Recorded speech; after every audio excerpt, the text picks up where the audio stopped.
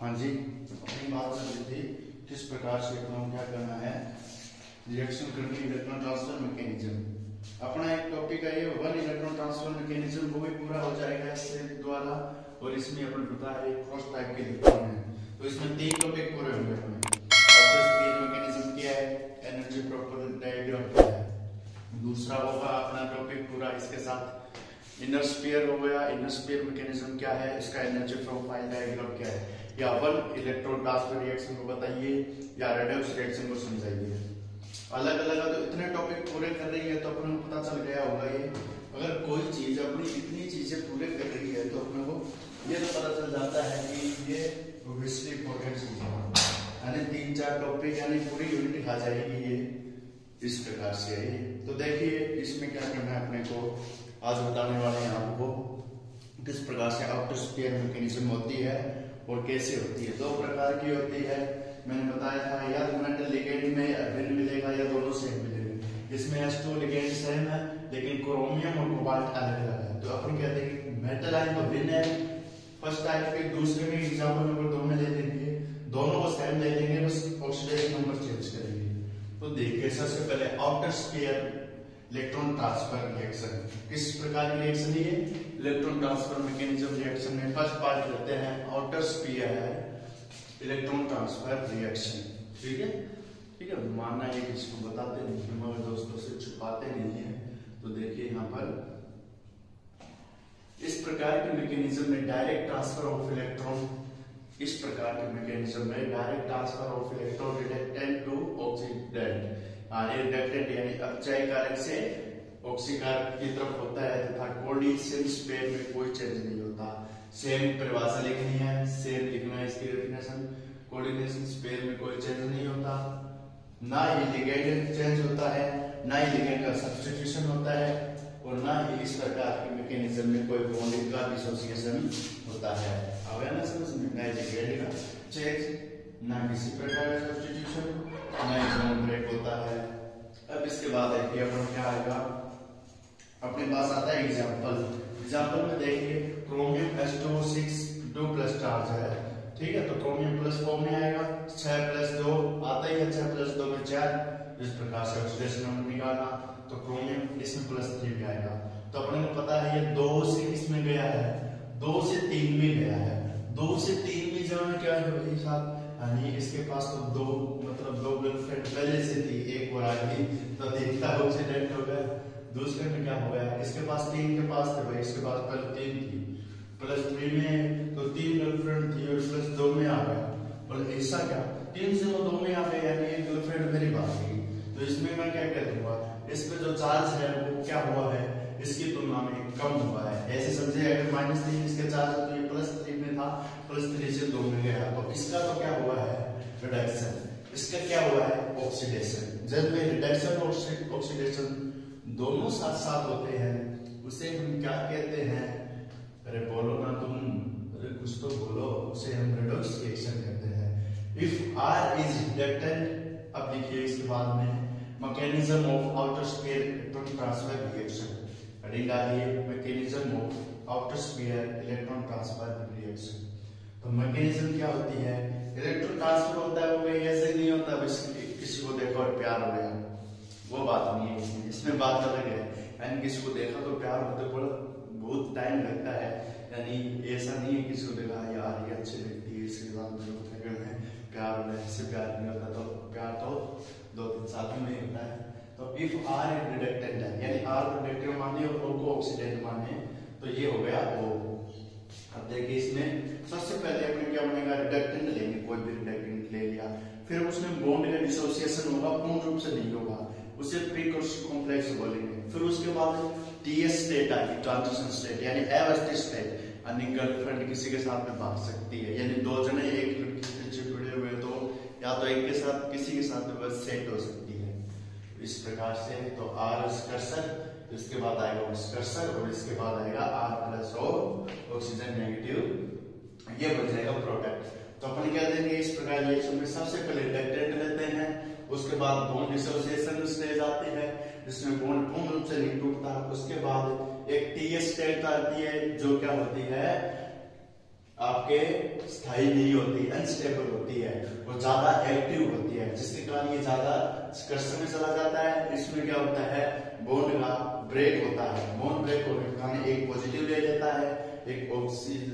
Negative ले लेता है, रिडक्टेंट पॉजिटिव, ऑक्सीडेंट नेगेटिव। तो इस प्रकार से प्रोडक्ट ऑफ फॉर्मेशन हो जाता है। तो लिखिए ये प्रीकर्सर वाले उतार लीजिए, मैकेनिज्म टाइप। अब इसके बाद में लिखिए क्या लिखना है अपने को, आउटर स्फीयर मैकेनिज्म में लिखिए, पॉइंट लिखिए, पॉइंट एक लिखिए, आउटर स्फीयर मैकेनिज्म पॉइंट एक लिखिए। इसे लिखने के बाद ऊपर दी गई रिएक्शन में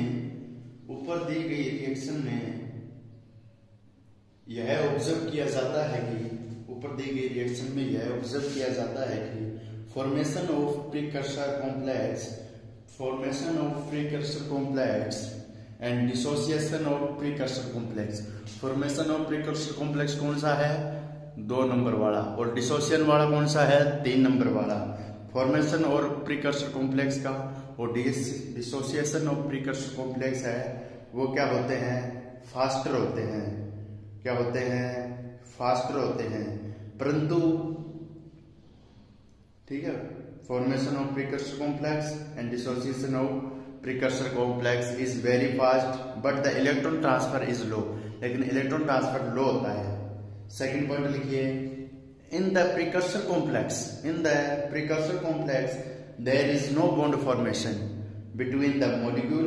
इन the precursor complex there is no bond formation between the molecule.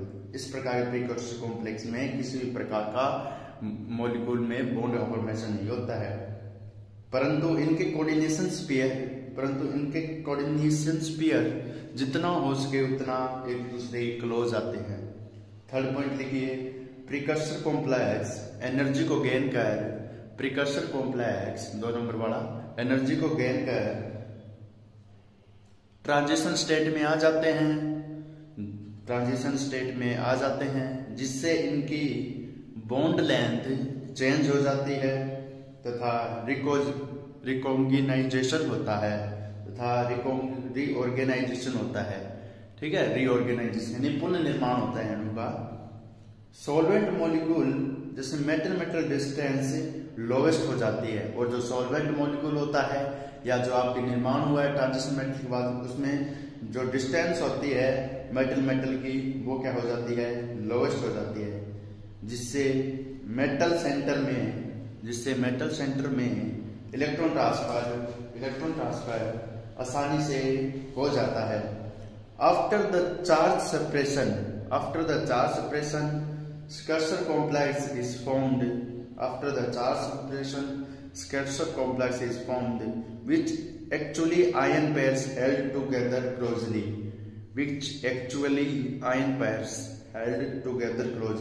यानी चार्ज सेपरेशन के बाद जो स्कर्सर कॉम्प्लेक्स होता है वो क्या होता है, एक दूसरे के आयन के टुगेदर होता है, क्लोजली होता है। अंत में डिसोसिएशन ऑफ आयन पेयर के बाद स्कर्सर कॉम्प्लेक्स का फॉर्म कर लेता है।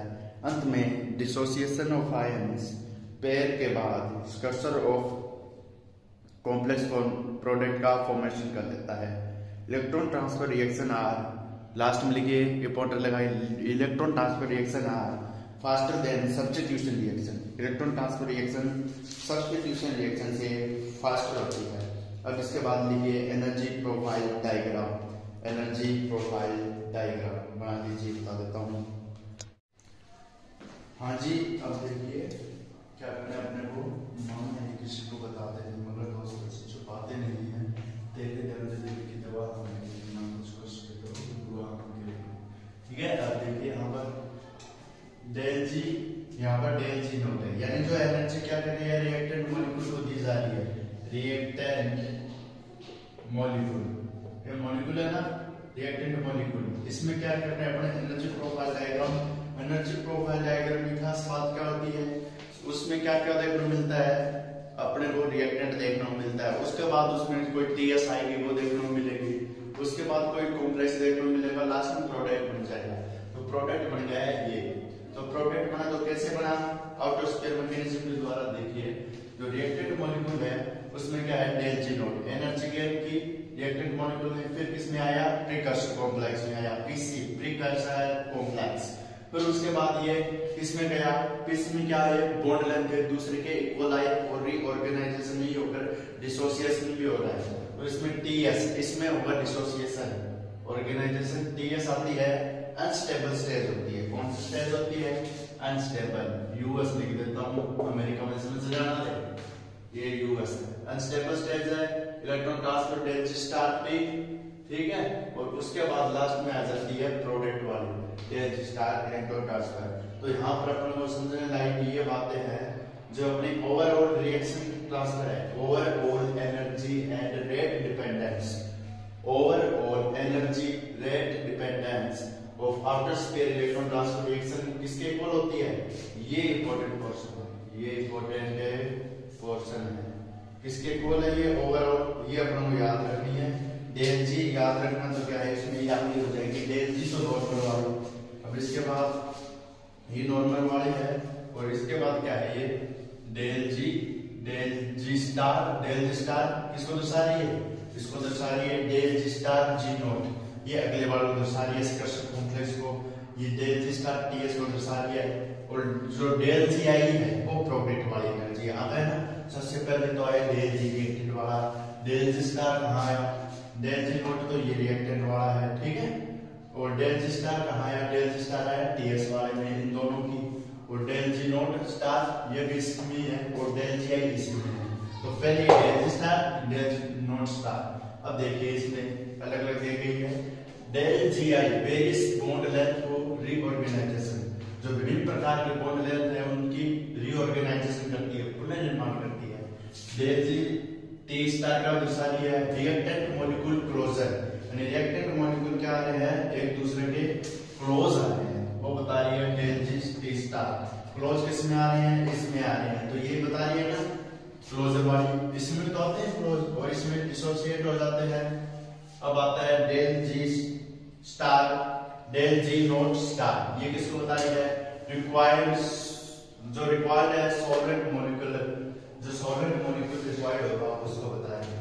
तो अपन लिख देते हैं लिखिए सबसे पहले इसमें बस ये तो इस प्रकार से प्रोफाइल बनाना है। नीचे लिखेंगे प्रोफाइल डायग्राम बनाने के बाद ये बताने वाला बीच वाली लाइन लिखेंगे डेल जी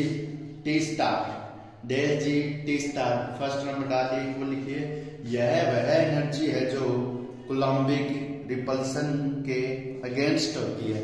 यह वह एनर्जी है जो कूलम्बिक रिपल्सन के अगेंस्ट होती है तथा रिएक्टेंट मॉलिक्यूल के क्लोज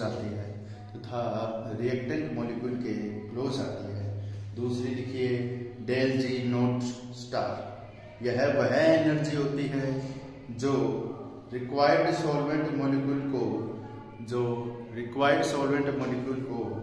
रीऑर्गेनाइज करती है। अब देखिए solvent interaction inversely proportional rate of reaction. Solvent interaction जितना ज्यादा होगा उतनी कम रेट ऑफ रिएक्शन होगी। अब देखिए डेल जी आई स्टार वह एनर्जी जो वेरियस बॉन्ड लेंथ को रीऑर्गेनाइज करने के लिए आवश्यक होती है तथा सेम एनर्जी जो ऑर्बिटल के इंटरेक्शन के लिए जिम्मेदार होती है। यह है डेल जी आई। ये हो गया अपना energy profile diagram for outer sphere magnetism with example ठीक है। और थ्योरेटिकल इतना होगा अपना 5 नंबर का आएगा। तब अगर छोटा है तो एनर्जी प्रोफाइल डायग्राम बनाए ये डायरेक्ट लिखे और एनर्जी प्रोफाइल डायग्राम में आपको क्या करना है इसकी एग्जांपल लिखे और परिभाषा लिख दे तो इतना हो जाएगा। 3 नंबर में आएगा या क्या आएगा बड़े नंबर में। ओके गाइस मिलते हैं इनस्पेयर ट्रांसफर मैकेनिज्म के साथ। फिर अलग आएगा factor affecting the electron transfer mechanism. उसके बाद ये हो जाएगा कंप्लीट। उसके बाद मार्शल्स थ्योरी क्रॉस रिएक्शन वो मिलेंगे नेक्स्ट लेक्चर में। ओके।